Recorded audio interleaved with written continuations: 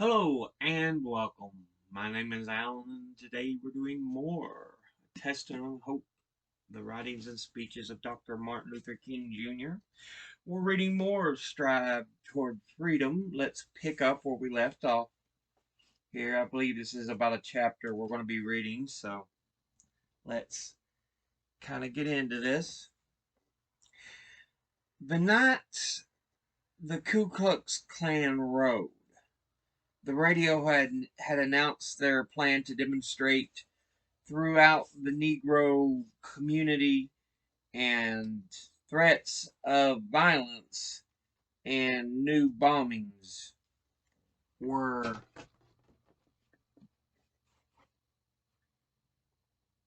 in the air. My mail was warning that if you allow the niggers to go back on the buses and sit in the front seat, we're going to burn down the 50 houses in one night, including yours. Another letter cursed the Supreme Court and threatened that damn Hugo Black. When he comes to Alabama, we're going to hang him and him from the we're going to hang you and him from the same tree. Ordinarily, threats of the Klan action were a signal to the Negroes to go to their houses, close their doors, and pull the shades and turn off the lights. Fearing death, they played dead. But this time they had to prepare a surprise. When the Klan arrived, according to the newspapers, about 40 carloads of robed and hooded members, porch lights were on and the doors open. And the Klan drove by. The Negroes behaved as though they were watching a circus parade. Concealing the effort it cost them, many walked about as usual. Some simply watched from their steps. A few waved at the passing cars. After a few blocks, uh, the Klan, nonplussed, turned off into a side street and disappeared into the night. Soon we discovered that it was going to take the mandate more than 4 or 5 days to reach Montgomery. A reporter in contact with the clerk of the court in Washington revealed that it would be closer to a month. This created a serious problem since the carpool was still enjoined. To meet this crisis, we suggested that each area and street work out a cooperative share-a-ride plan. With S.S. Shea as skillful coordinator, the plan succeeded. The buses remained empty. Meanwhile, we went to work to prepare the people for integrated buses. In mass meeting after mass meeting, we stressed nonviolence. The prevailing theme was that we must not take this as a victory over the white man, but as a victory for justice and democracy. We hammered away at the point that we must not go back on the buses and push people around unnecessarily boasting of our rights. We must simply sit where there is a vacant seat. In several meetings, we ran teaching sessions to school the people in nonviolent techniques. We lined up chairs in front of the altar to resemble a bus, with a driver's seat out front. From the audience, we selected a dozen or so actors and assigned each one a role in a hypothetical situation. One man was bus driver, and the others were white and Negro passengers. Both groups contained some hostile and some courteous characters. As the audience watched, the actors played out the scene of insult, or violence. At the end of each scene, the actors returned to the audience and another group took their place. And at the end of each session, a general discussion followed. Sometimes the person playing a white man put so much zeal into his performance that he had to be gently reproved from the sidelines.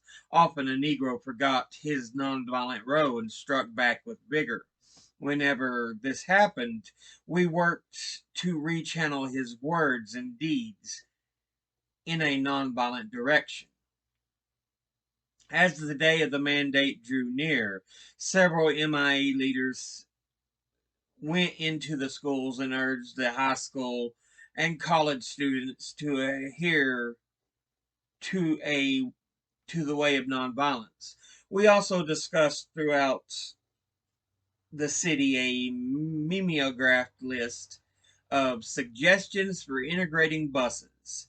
In preparing this text, we had the assistance of Reverend Glenn Smiley, a Southern-born white minister of the Fellowship of Reconciliation who was in Montgomery at the time.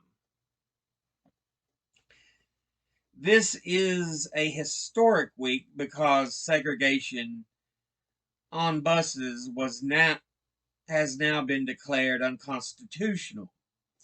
Within a few days, the Supreme Court mandate will reach Montgomery and you will be reboarding integrated buses.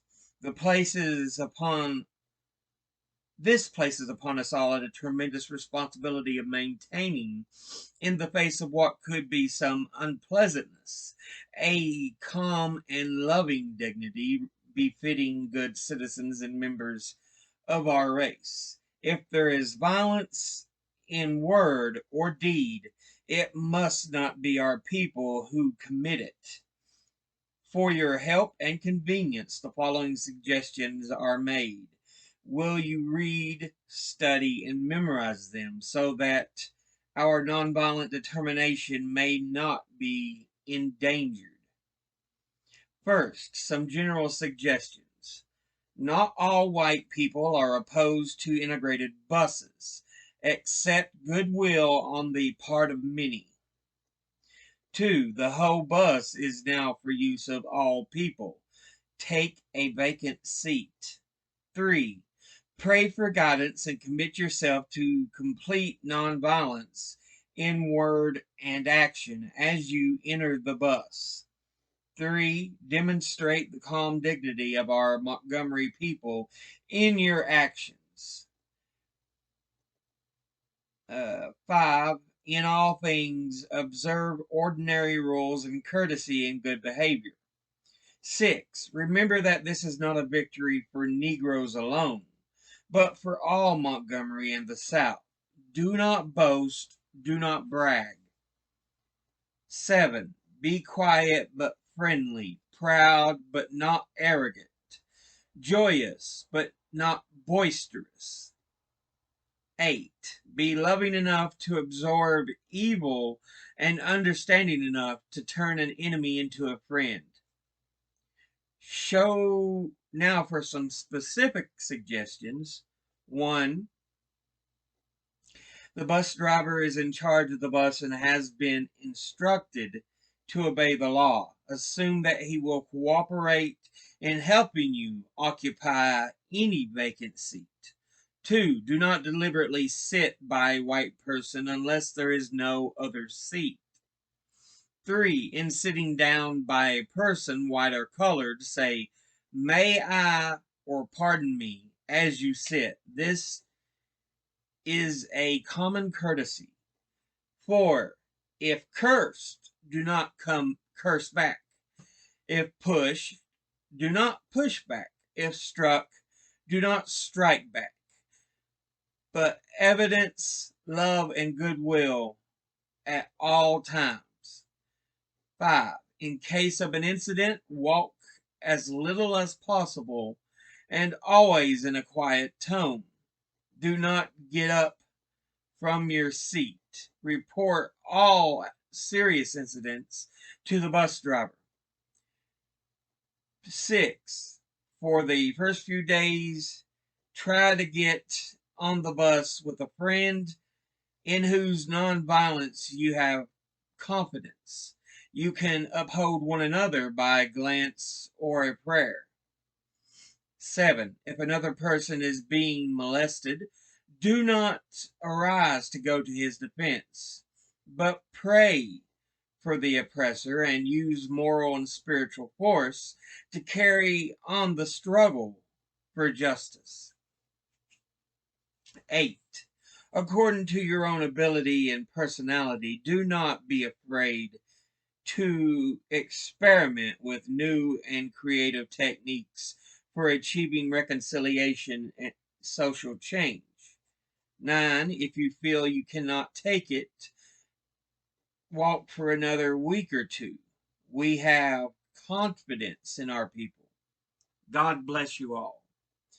In spite of all of our efforts to prepare the Negroes for integrated buses, not a single white group would take the responsibility of preparing the white community. We tried to get the White Ministerial Alliance to make a simple statement calling for courtesy and Christian brotherhood, but in spite of the favorable response of a few ministers, Robert Grates reported that the majority dared not get involved in such a controversial issue. This was a deep disappointment, although the white ministers as a group had been appallingly silent throughout the protest. I had still maintained the hope that they would take a stand once the decision was rendered. Yes, there were always a few, but there were they were far too rare. The only white group that came near to making a positive statement was the men of Montgomery, the businessmen who had already shown their goodwill in their earlier efforts to settle the protest. About 10 days before the mandate came to Montgomery, a committee of the men of Montgomery met with a group from the MIA and worked out a statement calling for courtesy and nonviolence to be issued jointly.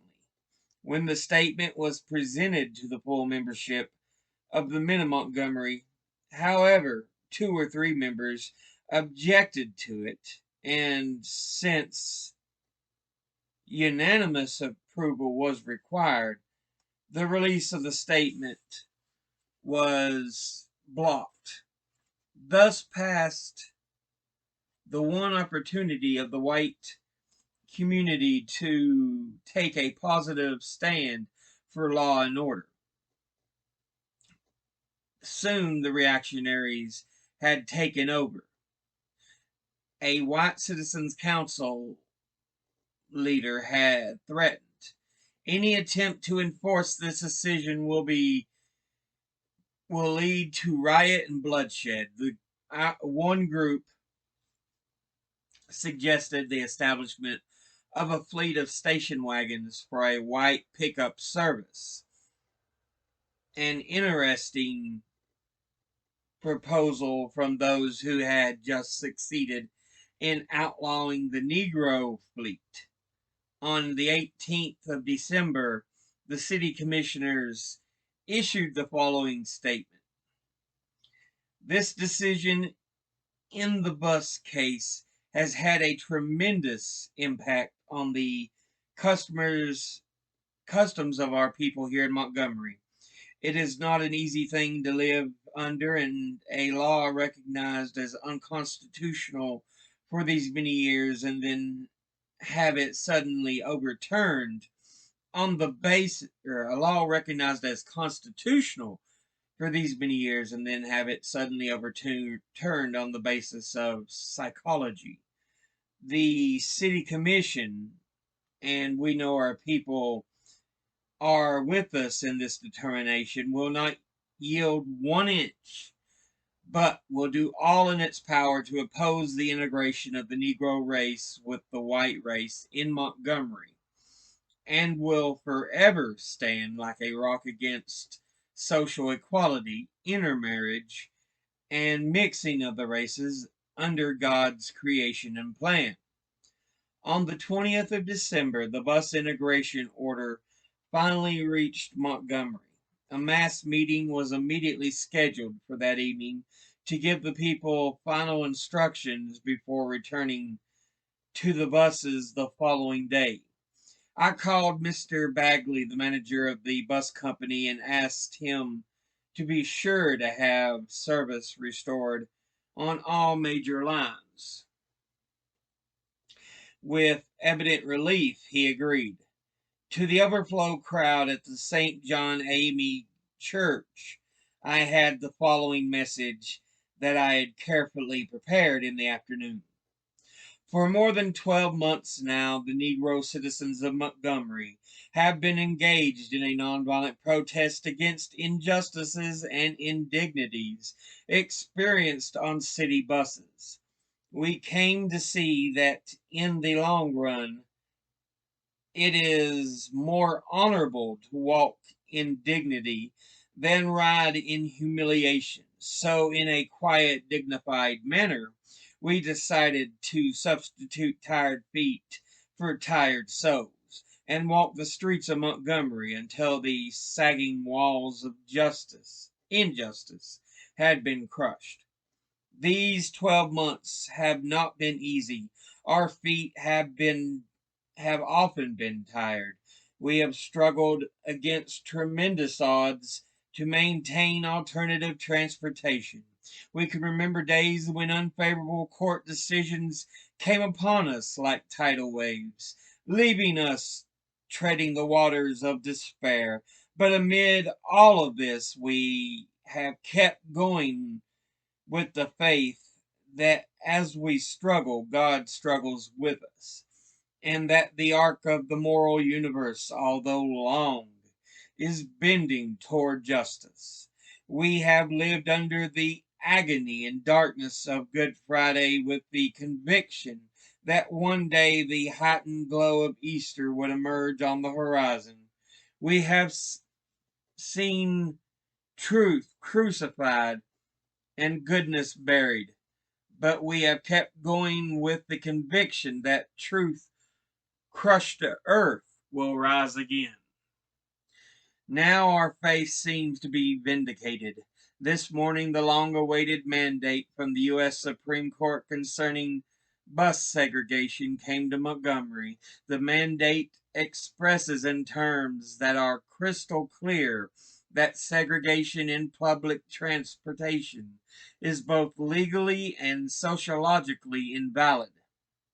In the light of this mandate and the unanimous vote rendered by the Montgomery Improvement Association about a month ago, the year-old protest against city buses is officially called off, and the Negro citizens of Montgomery are urged to return to the buses tomorrow morning on a non-segregated basis. I cannot close without giving just a word of caution. Our experience and growth during this past year of nonviolent protest has been such that we cannot be satisfied with a court victory over our white brothers. We must respond with uh, we must respond to the decision with an understanding of those who have oppressed us and with a appreciation of the new adjustments to our that the court order poses for them. We must be able to face up honestly to our own shortcomings. We must act in such a way as to make it possible a coming together of white people and colored people on the basis of a real harmony of interest and understanding. We seek an integration based on mutual respect. This is the time that we must evince calm dignity and wise restraint. Emotions must not run wild. Violence must not come from any of us, For if we become victimized with violent intents, we will have walked in vain. And our 12 months of glorious dignity will be transformed into a eve of gloomy catastrophe. As we go back to the buses, let us be loving enough to turn an enemy into a friend. We must now move from protest to reconciliation. It is my firm conviction that God is working in Montgomery. Let all men of goodwill, both Negro and white, continue to work with him. With this dedication, we will be able to emerge uh, from the bleak and desolate midnight of man's inhumanity to man to the bright and glittering daybreak of freedom and justice. The audience stood and cheered loudly. This was the moment toward which they had pressed for more than a year. The return of the buses on a integrated basis was a new beginning, but it was a conclusion too, the end of an effort that had drawn Montgomery's Negroes together as never before. To many of those present, the joy of was not unmixed. Some perhaps feared. Uh, some perhaps feared what might happen when they began to ride the buses within the next day. Others had found the spiritual strength to sacrifice to a cause now that the sacrifice was no longer necessary. Like many consummations, this one left a slight aftertaste of sadness. At the close of the meeting, I asked the ministers to stay over for a few minutes to urge them to ride the buses during the rush hours for the first few days. It was our feeling that their presence would give the Negro citizens courage and made them less likely to retaliate in case of insults. The ministers readily agreed. Accordingly, 2 were assigned to each bus line in the city, and to ride mainly during the morning and afternoon rush. They were given suggestions as to how to handle situations of violence and urged to keep an accurate record of all incidents. I had decided that after many months of struggling with my people for the goal of justice, I should not sit back and watch, but should lead them back from the buses myself. I asked Ralph Abernathy, E.D. Nixon, and Glenn Smiley to join me in riding the first integrated bus. They reached my house around 5:45 on Friday morning. Television cameras, photographers, and news reporters were hovering outside the door. At 5:55, we walked toward the bus stop, the cameras shooting, the reporters bombarding us with questions. Soon the bus appeared. The door opened and I stepped on. The bus driver greeted me with a cordial smile. As I put my fare in the box, he said, "I believe you are Reverend King, aren't you?" I answered, "Yes, I am." "We are glad to have you this morning," he said. I thanked him and took my seat, smiling now too. Abernathy, Nixon, and Smiley followed, and several reporters and television men behind them. Glenn Smiley sat next to me, so I rode the first integrated bus in Montgomery with a white minister and a native Southerner as my seatmate. Downtown, we transferred to one of the buses that serviced the white residential section. As the white people boarded, Many took seats as if nothing were going on. Others looked amazed to see Negroes sitting in front, and some appeared peeved to know that they either had to sit behind Negroes or stand. One elderly man stood up by the conductor, despite the fact that there were several vacant seats in the rear. When someone suggested to him that he sit in the back, he responded, "I would rather die and go to hell than sit behind a nigger." A white woman unknowingly took a seat by a Negro. When she noticed her neighbor, she jumped up and said in a tone of obvious anger, "What are these niggers going to do next?" But despite such signs of hostility, there was no major incidents on the first day. Many of the whites responded to the new system calmly. Several deliberately and with friendly smiles took seats beside Negroes. True, one Negro woman was slapped by a white man as she alighted, but she refused to retaliate. Later, she said, "I could have broken that little fellow's neck all by myself, but I left the mass meeting last night determined to do what Reverend King said."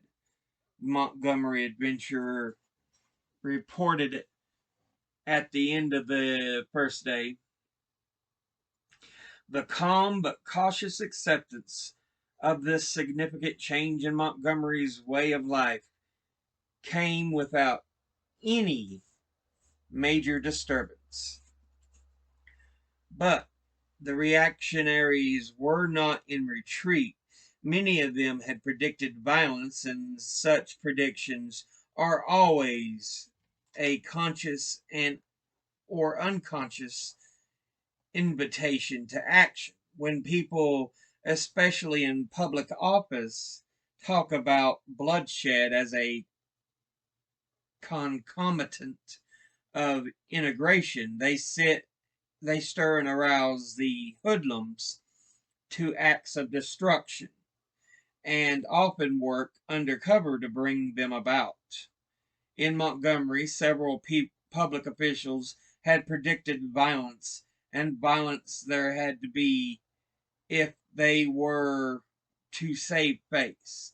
On the 28th of December, the first few days of the peaceful compilation had given way to the reign of terror, but city buses were fired on throughout the city, especially in poorly lighted sections. A teenage girl was beaten by 4 or 5 white men as she alighted from a bus. A pregnant Negro woman was shot in the leg. Fearfully, many Negroes and whites refused to ride the buses. The city commission responded by suspending the night runs on city lines. No bus could be run after 5 o'clock, which means that once again, returning workers were without transportation. This was exactly what the violent elements wanted. During this period, a new effort was made to divide the Negroes. Handbills were distributed urging Negroes to rebel against me in particular and their leaders in general. These leaflets reported to come from fed up Negroes, but virtually everyone knew that they were the work of white extremists. Referring to me as Luther, one leaflet said, "We get shot at while he rides. He is getting us in more trouble every day. Wake up, run 'em out of town." Another one stated, "We have been doing okay in Montgomery before outside preachers were born. Ask Reverend King's papa and mama if they like his doings.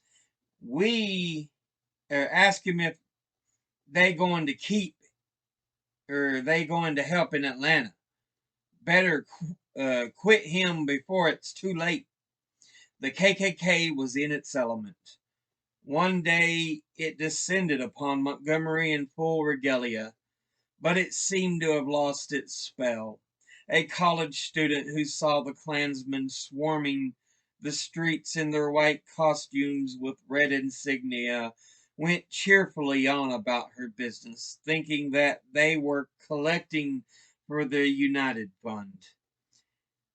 And one cold night, a small Negro boy was seen warming his hands at a burning cross. On the 9th of January, Ralph Abernathy and I went to Alabama to prepare for a meeting of Negro, or to Atlanta to prepare for a meeting of Negro leaders that I had called for the following day. In the middle of the night, we were awakened by a telephone call from Ralph's wife, Juanita. I knew that only some new disaster would make her arouse us at 2 in the morning. When Ralph came back, his sober face told part of the story. "My home has been bombed," he said, "and 3 or 4 other explosions have been heard in the city, but Juanita doesn't know where yet." I asked about Juanita and their daughter. "Thank God they are safe." Before we could talk any more, the telephone rang a second time. It was Juanita again, saying that the First Baptist Church had been hit. I looked at Ralph as he sat down beside me, stunned. Both his home and his church bombed in one night, and I knew no words to comfort him. There, in the early morning hours, we prayed to God together, asking for the power of endurance, the strength to carry on. Between 3 and 7, we received no less than 15 calls. We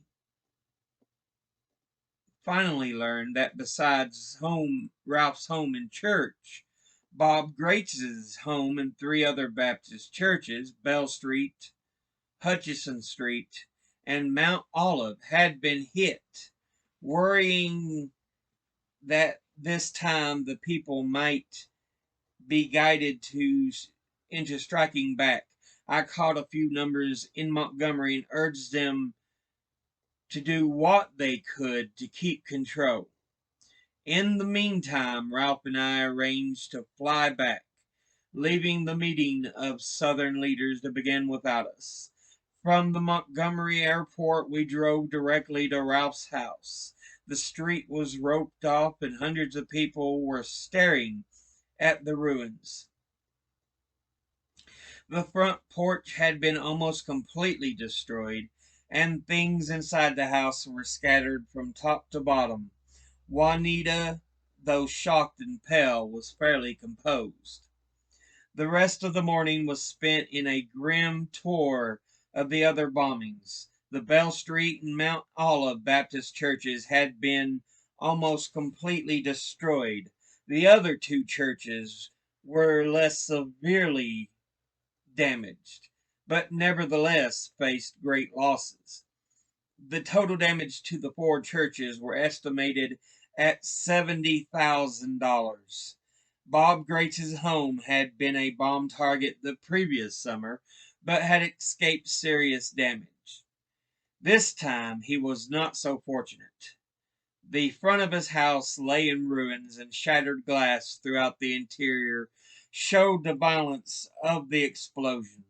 Assembled at each of the bomb sites was a large group of angry people, but with a restraint that I never ceased to wonder at.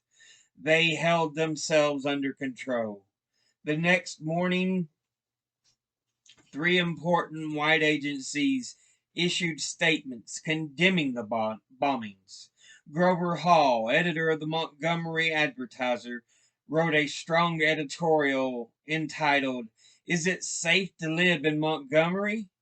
in which he insisted that the issue had gone beyond the question of segregation versus integration, As I read Hall's strong statement, I could not help admiring this brilliant but complex man who had claimed to be a supporter of segregation, but could not stomach the excesses performed in its name. Several white ministers denounced the bombing as unchristian and uncivilized, and all through the day their statement was repeated over television by the distinguished minister of the First Presbyterian Church, Reverend Merle Patterson. The men of Montgomery, too, made it known their unalterable opposition to the bombings.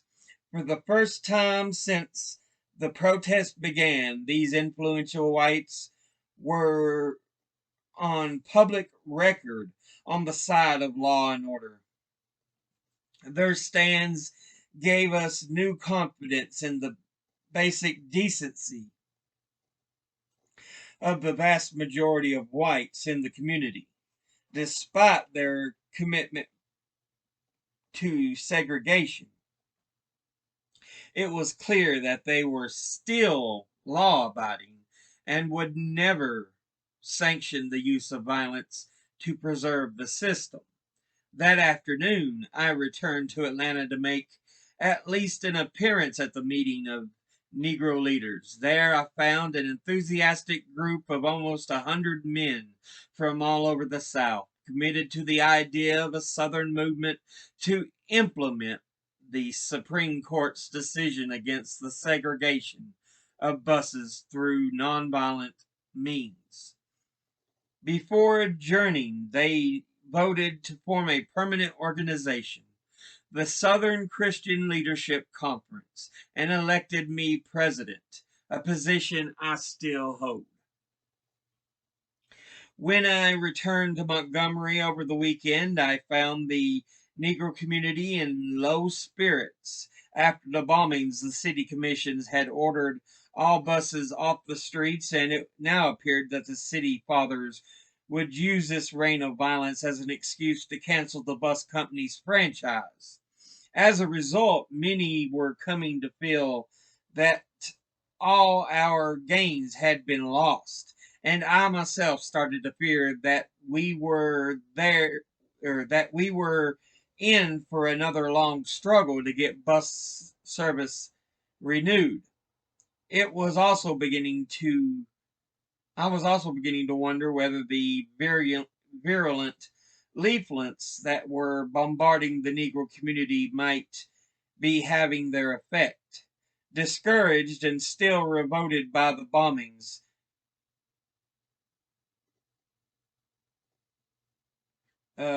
for some strange reason, I began to feel a personal sense of guilt for everything that was happening. In this mood, I went to the mass meeting on Monday night. There was there for the first time I broke down in public.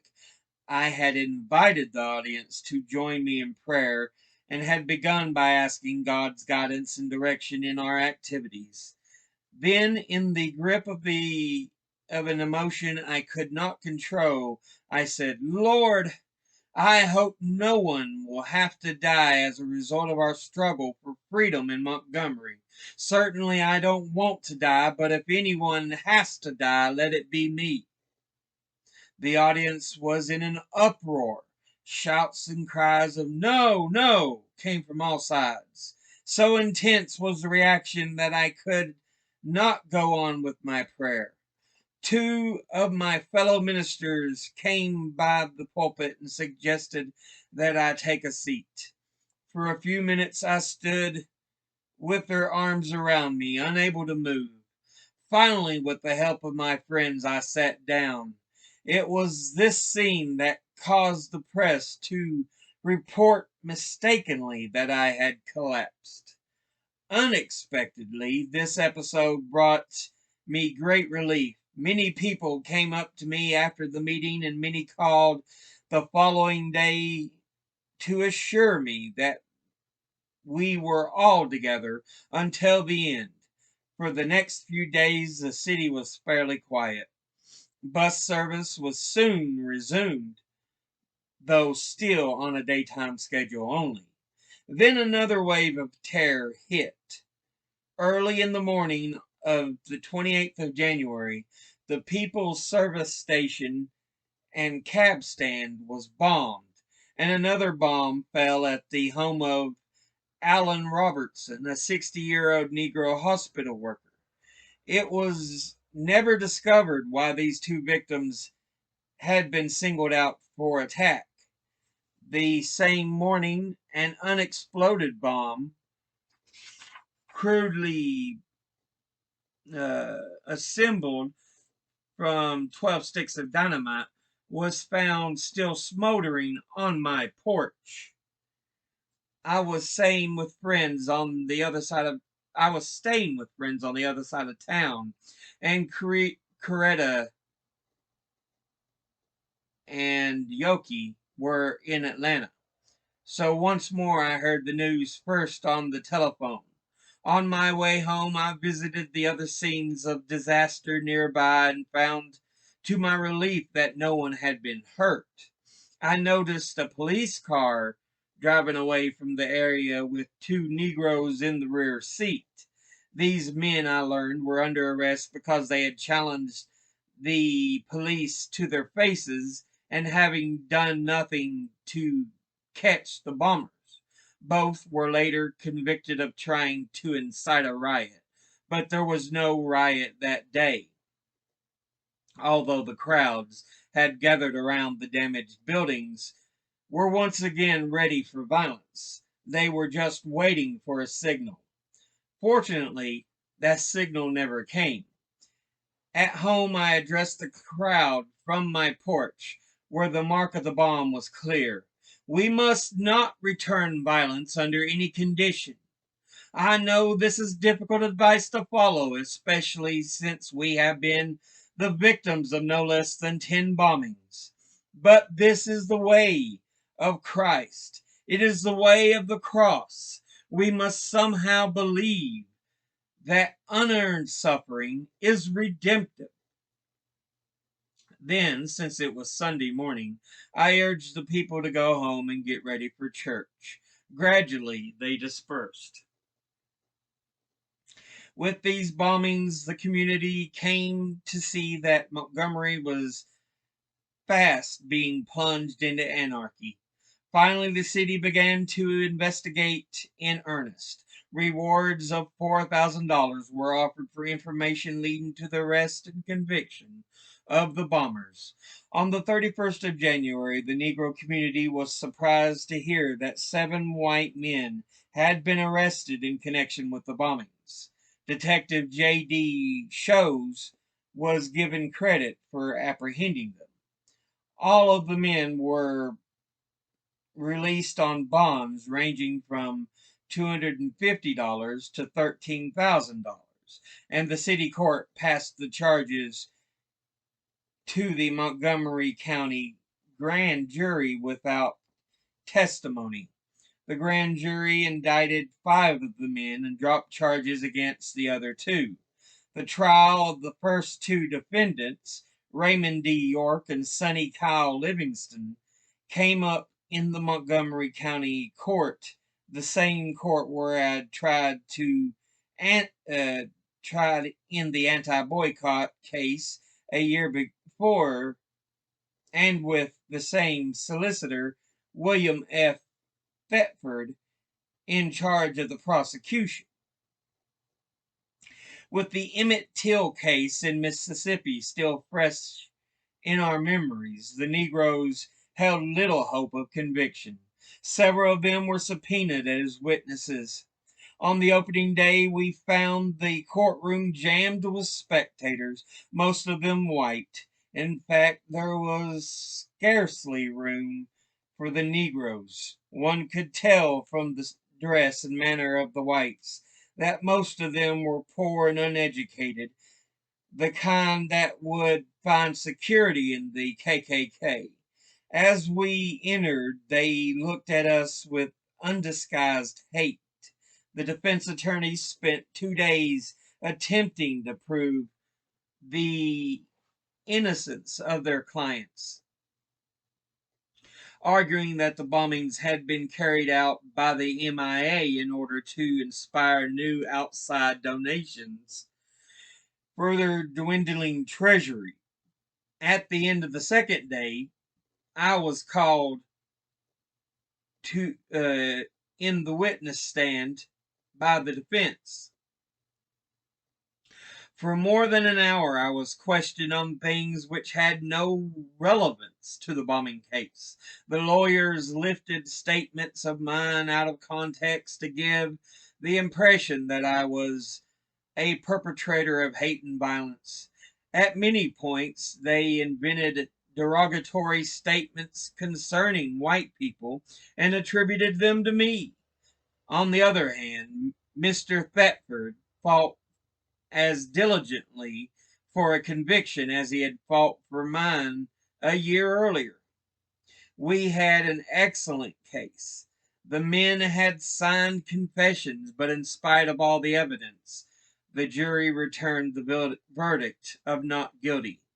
With their friends crowding around them, Raymond D. York and Sonny Kyle Livingston walked grinning out of the courtroom. Justice had once more miscarried, but the diehards had made their last stand. The disturbances ceased abruptly. Desegregation of the buses proceeded smoothly. In a few weeks, transportation was back to normal and people of both races rode together wherever they pleased. The skies did not fall when integrated buses finally traveled the streets of Montgomery. So yeah, first, let me say, as always, when it does come up in the book, I feel it's necessary to give the full feel and extent of the era, and I do not take pleasure in saying the racial slur that was often cast in that book, but I didn't want to sit there and try to censor things. I wanted to try to give as much feel for it as possible. So I apologize for saying those things. It is not something I take pleasure in. Now, they finally desegregated buses. The KKK even tried to step in after the court sided with Martin Luther King Jr. and the MIA. And we also see the foundation of the SLCL. SCLC, Southern Christian Leadership Conference,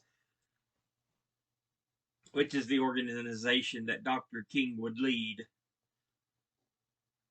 during his life, and one of the main organizations that helped in the fight for civil rights. So,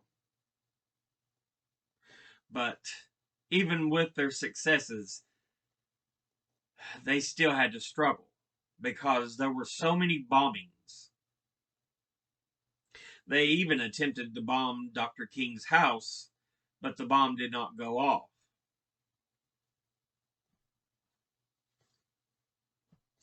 So yeah. But I think that's going to be it for now. That's been about a 50-minute video.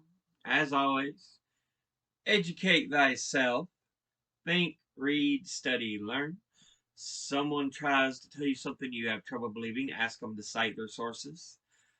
I'll see you all in the next video. Until then, later.